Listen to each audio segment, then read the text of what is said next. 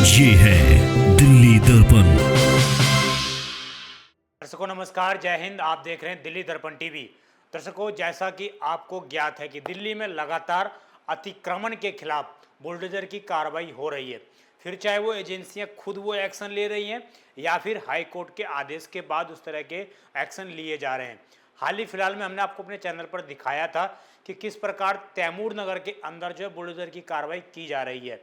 अब तीसरे से चौथे दिन भी जो है बुलडोजर की कार्रवाई तैमूर नगर में आज भी की गई है। ऐसी सूचनाएं लगातार प्राप्त हो रही हैं क्योंकि कई ऐसे बिल्डिंग थे जो 4-4, 5-5 मंजिला बने हुए हैं और उसमें एक प्राइवेट स्कूल भी शामिल है। नाले के ऊपर ही इसको बताया गया कि नाले के ऊपर इस बिल्डिंग ने अतिक्रमण कर रखा है, तो उसके ऊपर भी बुलडोजर की कार्रवाई की गई थी।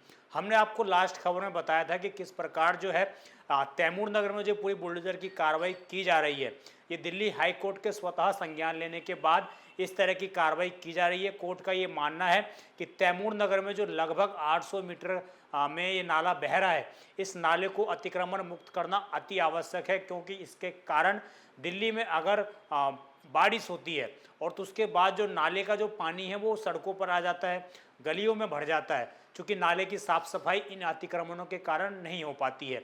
ऐसा दिल्ली हाईकोर्ट का मानना था। उसके बाद दिल्ली हाईकोर्ट ने डीडीए को फटकार लगाते हुए इस तरह का एक आदेश दिया था कि 6 से 8 मई के बीच में जो है अतिक्रमण की कार्रवाई वहाँ पर की जाए तैमूर नगर के अंदर, और पूरे के पूरे जो ढांचे हैं उनको हटाया जाए। तो आज चूंकि 8 मई है और आज डीडीए का आखिरी बुलडोजर भी वहाँ पर चल रहा है और लगातार जो है बड़ी बड़ी बिल्डिंगों पर बुलडोजर की कार्रवाई वहाँ पर की जा रही है। हम आपको इसमें बताएंगे कि कोर्ट में जो सुनवाई हुई, पहले जैसा कि मैंने आपको बताया था कि अगर कोर्ट ने ये टिप्पणी की थी दिल्ली हाई कोर्ट ने कि अगर वहाँ से जिनके ऊपर ये बुलडोजर की कार्रवाई की जा रही है, अगर वहाँ से कोई व्यक्ति याचिका लेकर कोर्ट में आता है तो कोर्ट उनकी भी सुनवाई करेगा, उनकी भी बात सुनेगा, उनका भी पक्ष सुनने का प्रयास करेगा। कल जो है एक खबर आई जिसमें कोर्ट के अंदर जो जिनके ऊपर बुलडोजर की कार्रवाई की जा रही है वो लोग कोर्ट में गए थे अपनी याचिका लेकर, अपना पक्ष लेकर, परंतु कोर्ट ने उन सभी पक्षों को दरकिनार कर दिया और ये कह दिया कि जो इन्होंने अतिक्रमण किया है ये अवैध रूप से अतिक्रमण किया हुआ है। हम आपको बताएंगे कोर्ट ने क्या कुछ कहा। अब जिन लोगों के ऊपर बुलडोजर चल चुका है, क्योंकि पहले हमने आपको बताया था कि लगभग 100 झुग्गियों पर जो है बुलडोजर की कार्रवाई डीडीए की ओर से की गई थी, परंतु अब लगातार बिल्डिंगों पर भी कार्रवाई डीडीए की ओर से की जा रही है। इसी को लेकर कोर्ट में जो है याचिका दायर की गई थी, लोग गए थे वहाँ पर। कोर्ट ने क्या कुछ कहा, क्या संदेश दिया, डीडीए ने क्या कहा और डीसीपी को क्यों फटकार लगी, ये भी आपको बताएंगे। ये जो कोर्ट की पूरी सुनवाई है दर्शकों, ये जो है न्यायमूर्ति प्रतिभा एम सिंह व न्यायमूर्ति मनमीत प्रीतम सिंह अरोड़ा जी के देख रेख में की जा रही है। दोनों जो पीठ हैं इनके माध्यम से ही लगातार तैमूर नगर की जो पूरी बुलडोजर की कार्रवाई उसको मॉनिटर किया जा रहा है। इसमें जो पहला पॉइंट है वो कोर्ट ने ये बोला, जो पक्षकार आए थे जिन्होंने दलील पेश की थी कि हमारे ऊपर इस तरह की कार्रवाई अवैध रूप से की जा रही है और की जा रही है तो रोका जाए, इस तरह की कार्रवाई ना की जाए, उनकी तरफ से जो दलील ली गई थी उसके ऊपर कोर्ट ने कहा कि सार्वजनिक भूमि पर अतिक्रमण कर अनधिकृत ढांचे बनाना वाले को अन्य नागरिकों के मुकाबले अपने अधिकारों का दावा करने की अनुमति नहीं दी जा सकती। कोर्ट ने सख्त टिप्पणी की और यही कहा कि जो अनधिकृत रूप से अतिक्रमण कर रहे हैं और जो वैधिक रूप से वहाँ पर लोग रह रहे हैं, उन लोगों का हक मार के उन अनधिकृत वाले जो कब्जे कर रहे हैं उनको नहीं दिया जा सकता। कोर्ट ने साफ तौर से कहना कहीं ये पॉइंट कहा। अगले पॉइंट पे जो कोर्ट ने फटकार लगाई उसमें ये कहा कि अतिक्रमण करने वाले से वैध रूप से रहने वाले नागरिक बाढ़ मुक्त स्थिति के हकदार हैं। यानी कि अगर नाले में किसी भी प्रकार की पानी भरने की समस्या आती है या जल भराव की समस्या उत्पन्न होती है तो जिन्होंने अतिक्रमण किया है गलती उनकी है, पर उनकी गलती नहीं है जिन्होंने अतिक्रमण नहीं किया है। उनको पूरा पूरा अधिकार है कि भाई आपको जो है बाढ़ मुक्त स्थिति में रहने का पूरा पूरा अधिकार है। कोर्ट ने साफ तौर से ये टिप्पणियां की हैं। अब इसमें अगला पॉइंट जो कोर्ट ने बोला है कि जिस तरीके से कोर्ट लगातार सुनवाई कर रहा है तो उसमें कोर्ट ने कहा है कि कोर्ट ने कहा कि प्रभावित अनाधिकृत निवासी अस्थायी आधार पर रैन बसेरा जाने के लिए स्वतंत्र हैं। जिनकी झुग्गियां तोड़ी गई हैं वो रैन बसेरा में जाकर रह सकते हैं।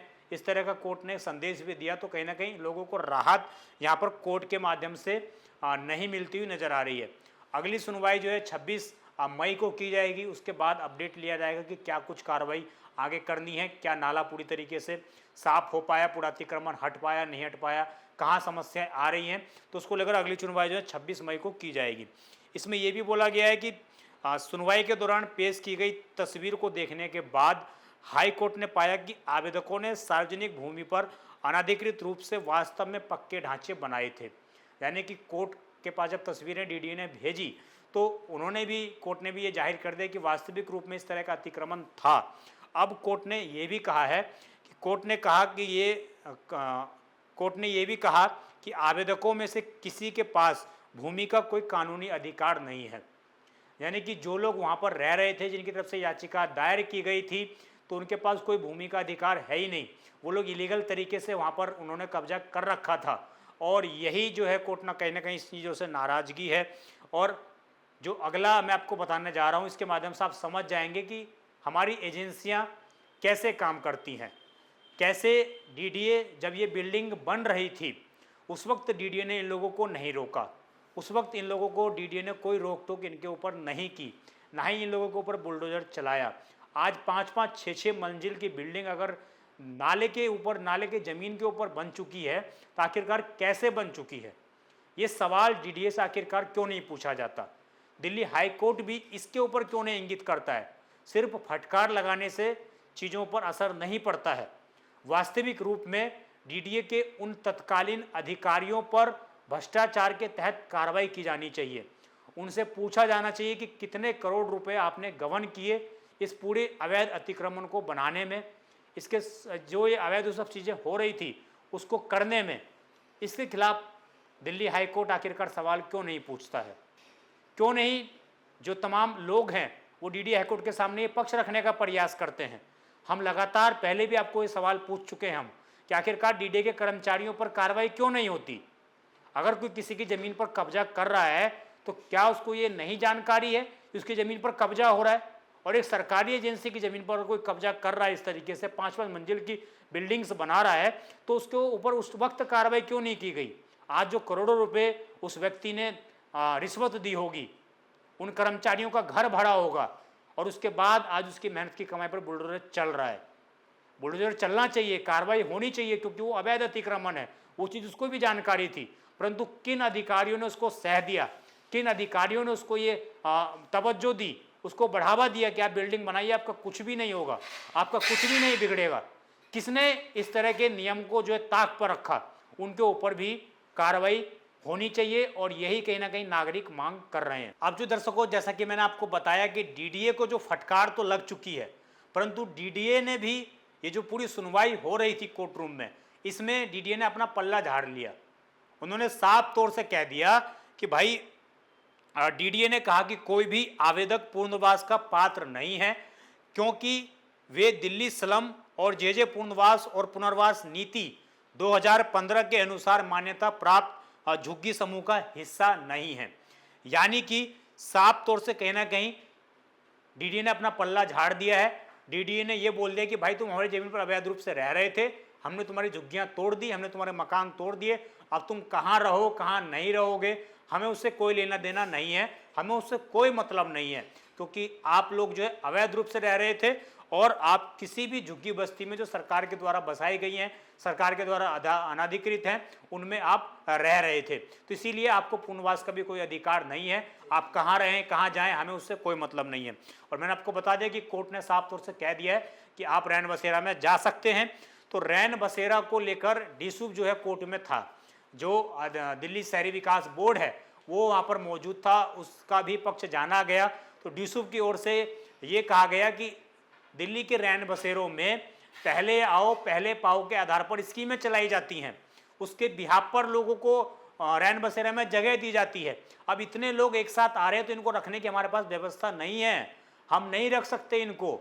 तो इसको लेकर जो है कोर्ट ने कहीं ना कहीं नाराजगी जाहिर की और कोर्ट ने ये कहा कि अगर भाई इस तरह से आप बयानबाजी करोगे, एक सिविक सेंटर, आप एक गवर्नमेंट की जो है एजेंसी हो, अगर आप इस तरह की चीज़ें, इस तरह के बयान दोगे तो आखिरकार नागरिक जाएंगे तो जाए कहाँ। कोर्ट ने उनको भी फटकार लगाई है। और जो लोग वास्तविक रूप में जिनको आवश्यकता है, जो लोग रैन बसेरे में रहने के लिए जा रहे हैं, तो उनके लिए बड़ा ही आवश्यक है कि कोर्ट के इस निर्देश को जरूर सुने। और डीसूब का कोई भी अगर रैन बसेरा केंद्र आपको रहने से मना करता है तो आप उसको ये खबर भी दिखा सकते हैं और उसको बता सकते हैं कि दिल्ली हाईकोर्ट ने आपको फटकार लगाई है, आप हमें इसके अंदर रहने से रोक नहीं सकते हैं जब तक आपकी स्थिति सामान्य नहीं हो जाती। तो ये स्थिति है और यही वजह है कि लगातार कहीं ना कहीं इसके ऊपर भी सवाल उठ रहे थे। अब एक जो है आपको मैं बता दूं, ये पूरा जो नाला है 800 मीटर का इसका जो बहाव का दायरा है वो है और इसमें लगभग 80% तक अतिक्रमणों को हटा लिया गया है। 27 से 30 मीटर के दायरे में ज़्यादा अतिक्रमण था तो वहाँ से 80% तक अतिक्रमण को डीडीए ने हटा लिया है। इसमें ये भी बताया गया कि तैमूर नगर के दूसरी तरफ, एक तरफ तो तैमूर नगर है, दूसरी तरफ जो है श्रीनिवासपुरी, गढ़ी, कालिंदी कुंज, इसके अलावा न्यू फ्रेंड्स कॉलोनी और फ्रेंड्स कॉलोनी आदि क्षेत्र हैं, तो उनके दोनों तरफ ही जो इस तरह के अतिक्रमण की प्रक्रियाएं पाई गई थी, जिस कारण इस तरह की बुलडोजर की कार्रवाई अब की जा रही है। तो कुल मिलाकर यही है कि दिल्ली हाईकोर्ट किसी भी मूड में अतिक्रमण को बर्दाश्त करते हुए नजर नहीं आ रहा है, परंतु अंतिम में सवाल वही है कि आखिरकार डीडीए के अधिकारियों पर कार्रवाई क्यों नहीं होती, किन्होंने किसके संरक्षण में इस बिल्डिंग को बनने दिया, इनको मकान बनने दिए, हजारों लोग वहाँ पर रहने लग गए, आखिरकार ये चीज़ें कैसे हुई, ये भी एक जांच का विषय है। आपकी जो भी पूरी खबर पर आई हो कमेंट अवश्य करिएगा। आप देखते रहें दिल्ली दर्पण टीवी, मैं विजय ठाकुर, धन्यवाद। लेटेस्ट खबरों के लिए सब्सक्राइब करें हमारा यूट्यूब चैनल या फिर लॉग ऑन करें www.delhidarpantv.com। खबरों की कवरेज और विज्ञापनों के लिए संपर्क करें।